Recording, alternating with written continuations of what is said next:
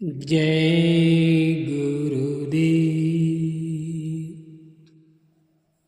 पीरान कलियर का जिक्र है। वहाँ साईं भीख जी अच्छे कमाई वाले महात्मा हुए हैं। उनका एक शिष्य था। वो मस्ती की हालत में एक दिन दिल्ली के बाजारों में मुर्शिद के इश्क में या भीख के नारे लगाता हुआ जा रहा था। पास में काजी निकला, कहने लगा, अरे काफिर, क्या बकता है? तू खुदा कह, रसूल कह, या भीख क्या है? फिर पूछा, तेरा रब यानी परमात्मा कौन है? कहता है कि भीख। तेरा रसूल कौन है? कहता है भीख। जब काजी ने देखा कि ये यूं ही नहीं समझा तो पकड़कर दिल्ली की मस्जिद में ले गया। उलेमाओं को इकट्ठा किया और कहा कि इसको समझाओ। अब ऐसे प्रेमी आशिकों को कौन समझाए? सब जोर लगाकर थक गए, लेकिन वो न माना। आखिर उलेमाओं ने मिलकर उसको कत्ल करने का फतवा दे दिया। उस जमाने में ये नियम था कि कत्ल के फतवे के ऊपर जब तक बादशाह दस्तखत ना करे तब तक मुफ्ती भी कत्ल नहीं कर सकते थे। फतवा देकर बादशाह के आगे पेश किया गया। अकबर का राज था। अकबर ने देखा कि ये तो कोई मस्त है, इसका कत्ल मुनासिब नहीं। पूछा, तेरा खुदा कौन है? कहता है भीख। फिर पूछा, तेरा रसूल कौन है? कहता है भीख। उन दिनों बारिश नहीं हुई थी, बड़ा अकाल पड़ा हुआ था।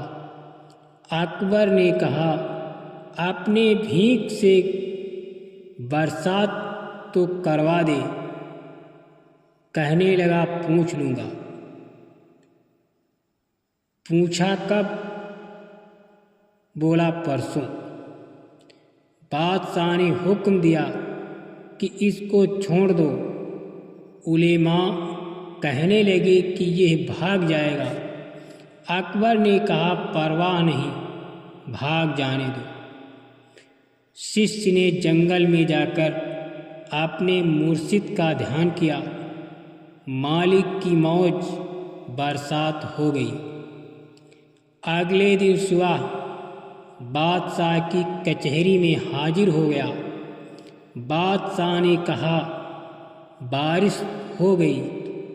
कहता है भीख ने कर दी। अकबर ने कहा, कुछ मांगो। कहता है, भीख के सिवा मुझे किसी की जरूरत नहीं। बादशाह ने उसका इतना मुर्शिद प्यार देखकर 21 गांवों का पट्टा उसके मुर्शिद के नाम करवा दिया और अपने नौकरों के हाथ पट्टा साईं भीख के पास भेज दिया। फिर जब शिष्य अपने मुर्शिद के पास पहुंचा तो मुर्शिद ने पूछा, देख तूने क्या मांगा? बारिश। उस वक्त तू अगर कहता कि मुझे वली बना दे, कुतुब बना दे, औलिया बना दे, या कुछ और कहता तो मैं तुझे बना देता। जिस वक्त तूने मेरा ध्यान किया, मेरा ध्यान अपने मुर्शिद में था और मुर्शिद का ध्यान दरगाह में। शिष्य ने कहा, हजरत, मुझे किसी चीज़ की जरूरत नहीं, मुझे तो एक तेरी जरूरत है, इसका नाम है शरण। इसलिए अपने कुल मालिक गुरु क्या नहीं कर सकते, हम अपने को न्यौछावर करना नहीं जानते। अगर हम उनके शरणागत हो जाएं तो ऐसा कोई काम नहीं है जो असंभव हो। जय